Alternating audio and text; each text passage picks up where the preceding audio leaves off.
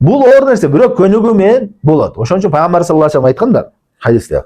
إذا أصابك شيء فلا تقل لو أني فعلت لكان كذا كذا ولكن قل قدر الله ما شاء فعل. Эгерде сага бир мусибат, бир кырсык келген болсо, ушинтип отурба дейт. Эгерде мен ушундай кылсам мындай болмок депчи.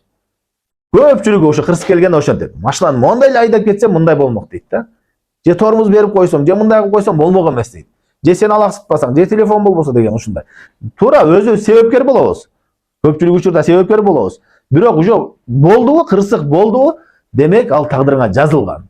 Кандай себеп болгон болсо да тагдырыңа жазылган. Эгерде ушинтсем болбойт эле, эгерде мынтсам болбойт эле дебестен эле каддараллаху ма ша фаал. Аллах таала жазган нерсе тагдырыма болду деп туруп, инна лиллахи ва инна илейхи раджиун айтыш керек. Аллахумма ажирни фи мусибати ва хлифни хайран минха деп.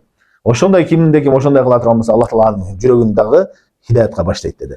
А көп адамдар антпейт дагы эмне? Ошо себеп менен алек болот. Мындай кылса, эгерде мындай болсо, тиги мынтип койбодубу, бул мынтип койбодубу деп күнөөкөр адамды башка тараптан издеп баштайт да. Ошо менен алек болот.